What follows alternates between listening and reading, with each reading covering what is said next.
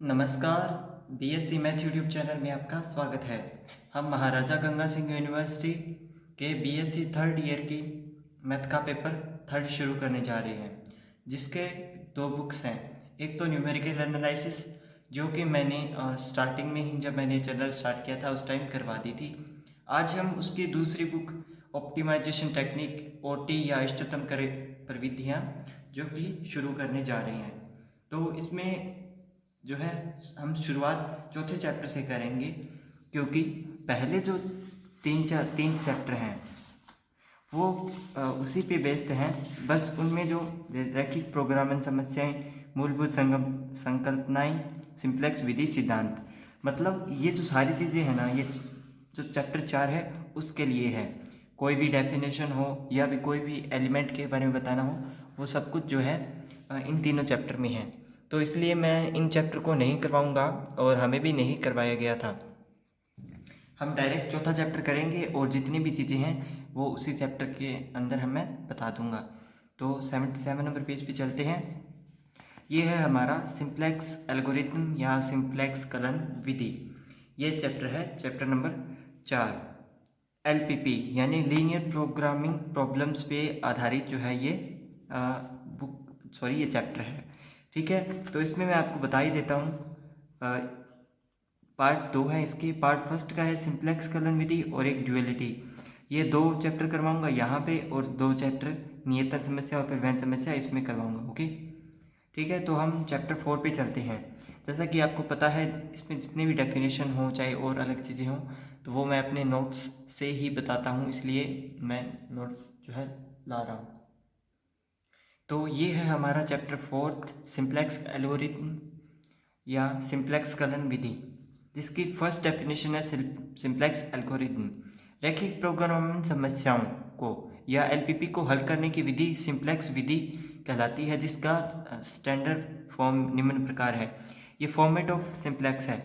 ये जो है सवाल को जो है दर्शा रहा है। इसमें क्या है, आपको मैक्सिमम या मिनिमम में जो ये सबसे पहली चीज़ आती है ऑब्जेक्टिव फंक्शन या उद्देश्य फलन, जिसमें आपको कोई भी सवाल दिया होगा ना, तो वो मैक्सिमम जेड या minimum Z is equal to 2x1 3x2 4x3 इस प्रकार दिया होगा। उसके बाद जैसे असमीकाएँ होती है ना, इनक्वलिटीज़, जिसमें इक्वल नहीं होता, एक साइड कोई भी एक साइड बड़ी या बराबर होती है या छोटी या बराबर होती है, तो उसमें क्या है, उसमें ax is equal to B यानी कॉन्स्टेंट या प्रतिबंध टाइप का जो होता है, जिसमें 2x+1 प्लस 3x2 प्लस में 4x, ये जो है 4x3 छोटा या बराबर होगा 5 से 6 से, कुछ इस प्रकार। उसके बाद नॉन नेगेटिव कांस्टेंट या ऋणेतर प्रतिबिंब, जो जीरो नहीं होते उन्हें ऋणेतर बोलते हैं। यानी जो हमें x1 x2 x3 xn जो है वो बड़ा होना चाहिए और बराबर होना चाहिए जीरो के। तो फॉर्म देख लीजिए, जैसा कि मैंने आपको बताया था, मैक्सिमम या मिनिमम में आपको इस तरह वैल्यू दी होगी, यानी ये हो गया हमारा ऑब्जेक्टिव फंक्शन। उसके बाद कांस्टेंट या प्रतिबंध दिए होते हैं, जो कि ये इस प्रकार दिए होंगे। तो ये वैसे मैंने m और n टाइप तक लिखा हुआ है, मतलब छोटी और बराबर भी हो सकता है, बराबर भी हो सकता है और बड़ा और बराबर भी हो सकता है। और तीसरा नॉन नेगेटिव एलिमेंट, यानी ये जितने भी x होंगे वो बड़े होंगे। ठीक है, अब यहाँ पे सबसे पहली चीज़ प्राइस वेक्टर या मूल्य सदिश, जो सी होता है ना, ये जो सी, इसको प्राइस वेक्टर या मूल्य सदिश जो है बोला जाता है। सी इज इक्वल टू ये C1 से लेके n तक कितने भी जो है हो सकते हैं। नेक्स्ट पेज पे चलते हैं। उसके बाद है एक्टिविटी वेक्टर या सक्रियता सदिश, जो कि अल्फा जे है। ठीक है, ये अल्फा जे है, जो xj1 xj2 xj3 xjn है। इसमें क्या है, जैसे असमीकाएँ होती है तो उन्हें इक्वल करने के लिए दोनों साइड में कुछ वैल्यूज जोड़नी पड़ती हैं। मान लो अगर ये साइड बड़ी है और ये साइड छोटी है, तो दोनों साइडों को इक्वल करने के लिए इसमें कुछ वेरिएबल जोड़ने पड़ेंगे। तो उन वेरिएबल के गुणांक को अल्फ़ा जे बोला जाता है, और ये 1 0 0 0 1 0 0 0 1 की फॉर्म में हो सकते हैं। ठीक है, और जो जे है वो 1 से लेके m तक है। उसके बाद है कोफिशिएंट ऑफ मैट्रिक्स या गुणांक मैट्रिक्स। इसमें क्या है, असमीकाएँ हमने जो है उनको एक समीकरण में परिवर्तित कर लिया है। ठीक है, यानी ये साइड बड़ी थी, हमने इसको ये साइड छोटी थी, ये बड़ी थी, तो इसको इक्वल करने के लिए इसमें कुछ जोड़ दिया, जिससे ये छोटी वाली साइड बड़ी हो गई। तो पहले जो वेरिएबल थे, मतलब पहले जो गुणांक थे वो, और जो गुणांक हमने जोड़े हैं वो, उनसे जो है ये टेबल बनेगी, और वो जो है इक्वल होंगे अल्फ़ा 1, अल्फ़ा 2, अल्फ़ा 3, जितने भी हमने उसके अंदर गुणांक जोड़े हैं उनके इक्वल। ठीक है, उसके बाद है रिक्वायरमेंट वेक्टर या आवश्यकता प्रतिबंध। इसमें क्या है कि जो हमें असमीकरण दी होगी उसके इक्वल में जो वैल्यूज़ होंगी, मान लिया Ax बराबर b था, उस टाइम हमने देखा था वो प्रतिबंध में, तो मान लिया x1 plus x2 plus x3 is equal to 3, x1 plus x2 x3 x4 is equal to 5, तो मतलब वो 4 5 इक्वल में जो वैल्यूज़ हैं वो यहाँ पे आएंगी। उसके बाद आता है स्लैक वेरिएबल या न्यूनतापूरक चर या जोड़ना। अब जैसे मैंने आपको अभी बताया था कि अगर कोई साइड, अगर दो साइड हैं, ये दो साइड हो गई, ये साइड छोटी है तो इसमें कुछ वैल्यू जोड़नी पड़ती है, तो वो वैल्यू जुड़ेगी, उसे स्लैक वेरिएबल या न्यूनतापूरक चर बोलते हैं। यदि किसी असमीका में ये चिन्ह दिया हो तो उसे हटाने व असमीका को समीकरण बनाने के लिए जो चर जोड़ा जाता है उसको न्यूनतापूरक चर कहते हैं। और इसका एग्जाम्पल जो है यहाँ पे है, ये देखिए, ये साइड बड़ी थी, हमने इसमें x3 जोड़ा तो ये इक्वल होगी, ये आ गया स्लैक वेरिएबल। अगला है सरप्लस वेरिएबल, अधिकतापूरक चर या घटाना। यदि किसी असमीका में, या ये इसके उलट होता है, यदि किसी असमीका में ये चिन्ह दिया हो तो इसे हटाने व असमीका को समीकरण बनाने के लिए जो चर घटाया जाता है उसको अधिकतापूरक चर कहते हैं। जैसे ये वाली साइड बड़ी है और ये छोटी है, इक्वल करने के लिए इसमें से x4 को हटा दिया तो ये सरप्लस वेरिएबल हो गया, वो स्लैक था, ये सरप्लस वेरिएबल है। उसके बाद ऑप्टिमल सॉल्यूशन या इष्टतम हल, Zj माइनस Cj अगर बड़ा हो जाए 0 से तो हल को इष्टतम हल कहते हैं। Zj यानी जो z में हमें वैल्यू दी होगी, जैसे 3x1 प्लस 2x2 प्लस में कुछ ऐसे, तो वहाँ पे क्या है, जब हम टेबल बनाएंगे तो Cj की एक लाइन आएगी जिसमें 3 2, यानी जो z के एलिमेंट थे 3 2 1 0 0 जो भी है, और जो Cj है जिसे कि ऊपर Cj आएगा और नीचे z आएगा। टेबल आएगी ना तब बताऊंगा आपको, अभी के लिए इतना याद रख लीजिए आप। उसके बाद है एंट्रिंग वेक्टर या प्रवेश सदिश। जब Zj माइनस Cj अगर अवयवों में, ऋणात्मक अवयवों में जो संख्या छोटी होती है उसे के कॉलम में जो yk की वैल्यू होती है प्रवेश सदिश कहलाता है। इसका मतलब क्या है, अगर हमें इष्टतम हल प्राप्त नहीं हुआ, मतलब 0 जो है वो बड़ा आ गया, ये वैल्यू नेगेटिव आ गई, तो नेगेटिव आने पे क्या होगा, हमारे पास एक लाइन बनी होगी Zj माइनस Cj के एलिमेंट्स की, उनमें जो एलिमेंट छोटा होगा ना उसको उसमें तीर का निशान लगाएंगे, यानी वो जो तीर का निशान है, यानी वो एलिमेंट जो है वो उसमें टेबल में प्रवेश करेगा। ठीक है, और उसके बाद एक जो है अपगामी सदिश या डिपार्टिंग वेक्टर है, उसकी बात करते हैं। जब ये वाला वेक्टर डिपार्ट करेगा तो ये वाला एंट्रिंग वेक्टर है वो उसका स्थान ले लेगा, उसकी जगह ले लेगा। डिपार्टिंग वेक्टर या अपगामी सदिश सारणी में मिनिमम रेशो में सबसे छोटी संख्या वाली पंक्ति तथा Zj माइनस Cj वाले स्तंभ में जो संख्या अभिष्ट है उसे ही अभिष्ट होती है, उसी पंक्ति का सदिश अल्फा के है वो अपगामी सदिश कहलाता है। देखिए मैं आपको यहाँ पे समझाता हूँ, ये हमने टेबल में Zj माइनस Cj जो है निकाला, ठीक है। अब ये सबसे छोटा एलिमेंट था तो मतलब ये इसमें प्रवेश कर गया, प्रवेश कौन सा करा, y1 की तरफ प्रवेश करा, इसका मतलब y1 के साथ कौन सा एलिमेंट होगा, अल्फा 1 होगा। ठीक है, 1 वाला y के सीध में अगर ये 1 है तो मतलब अल्फा 1 प्रवेश करेगा, यहाँ पे अल्फा 3 अल्फा 4 में से कोई एक डिपार्ट होगा। अब यहाँ पे एक मिनिमम रेशियो के कॉलम बना होता है, तो टेबल जब बनाएंगी तो मैं समझा दूंगा, एक बार के लिए आप इसे समझ लीजिए। मिनिमम रेशियो में भी जो सबसे छोटी वैल्यू होती है उस जो पंक्ति है उसमें प्रवेश करना होता है। अब दोनों प्रवेश करके जहाँ पे एक जगह मिले, मतलब ये इसमें जा रहा था और ये इसमें, तो दोनों इस पे मिले, यानी ये 5वां हो गया। तो अब ये चीज़ तो पक्की हो गई कि मतलब ये 5 है वो इसका मुख्य अवयव होगा, दोनों में कॉमन आ रहा है। इससे एक चीज़ और भी श्योर हो जाती है कि जो वेक्टर एंटर होगा वो ये वाला हो, डिपार्ट होगा वो ये वाला होगा। ये किसकी सिद्ध में है, अल्फा 4 की सिद्ध में, यानी अल्फा 4 बाहर जाएगा। ठीक है, एक बार के लिए समझ लीजिए, हम सवाल करेंगे तब आपको और अच्छे से समझा देंगे। तो ये हो गया डिपार्टिंग वेक्टर। अब है की एलिमेंट।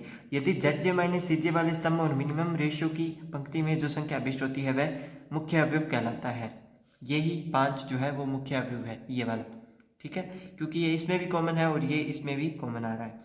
अब वर्किंग सिंप्लेक्स ऑफ एल्गोरिथम, यानी इसके कुछ महत्वपूर्ण चीज़ें, यानी जो स्टेप है वो क्या है। सबसे पहले सर्वप्रथम उद्देश्य फलन को अधिकतम करना होता है। मतलब जो हमें z दे रखा है, अगर वो मैक्सिमम है तो ठीक है, अगर वो मिनिमम है तो दोनों साइड माइनस का मल्टीप्लाई करके और उसे मैक्सिमम करना पड़ता है। दिए गए सभी प्रतिबंधों को आवश्यकता सदिश या धनात्मक बनाओ, यानी वो जो भी प्रतिबंध है, मतलब अगर हमने मिनिमम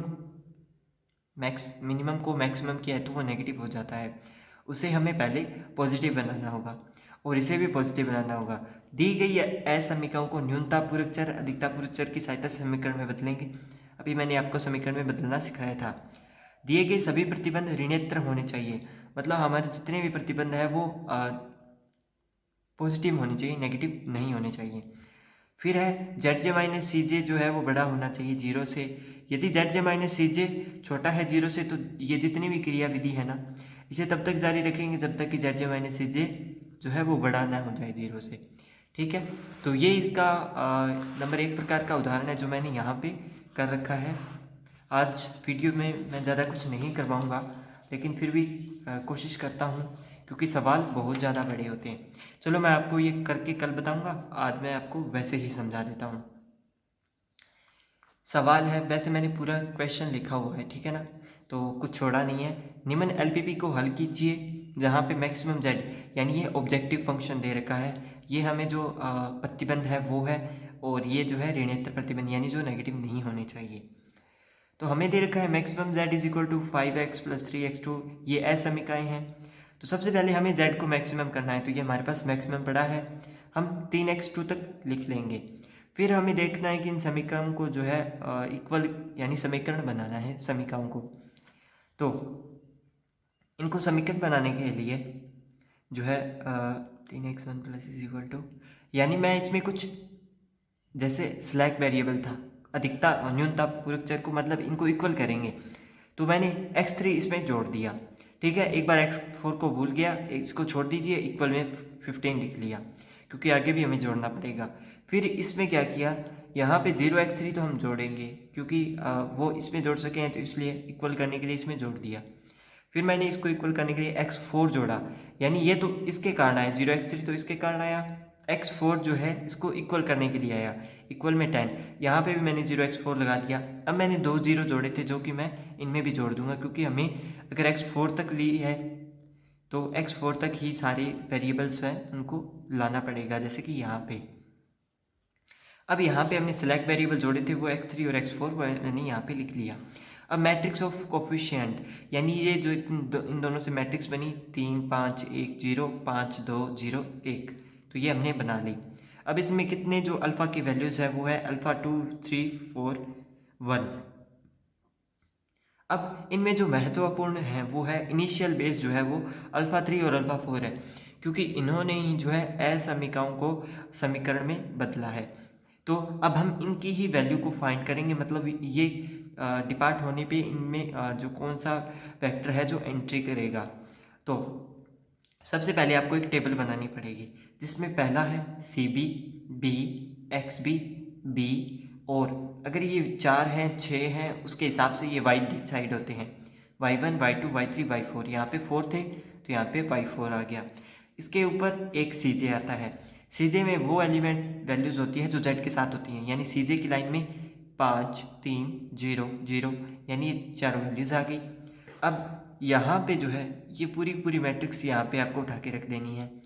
B, यानी ये जो इनके साइड में था 15 और 10, वो यहाँ पे आएगा। उसके बाद हमारा इनिशियल बेस था अल्फ़ा 3 अल्फ़ा 4, यानी अल्फ़ा 3 अल्फ़ा 4 को यहाँ पे रख देंगे, ठीक है। और एक और चीज़ जो इसमें होती है कि अगर मान लो ये पहले आ जाए और ये बाद में आ जाए, तो बाद वाला पहले लिखा जाएगा, यानी ये अल्फ़ा 4 और ये अल्फ़ा 3 हो तो अल्फ़ा 4 को पहले लिखा, वो आगे की बातें अभी नहीं करते हैं वरना आप कंफ्यूज होंगे। एक बार इसको छोड़ दीजिए कि कौन पहले है कौन बाद में। अल्फ़ा 3 अल्फ़ा 4 हमने लिख लिया। एक्स भी लिखना है तो यानी x3 और x4 यानी इनके साथ जो है x3 और x4 से जो है आगे समीकरण जो है समीकरण बनी थी।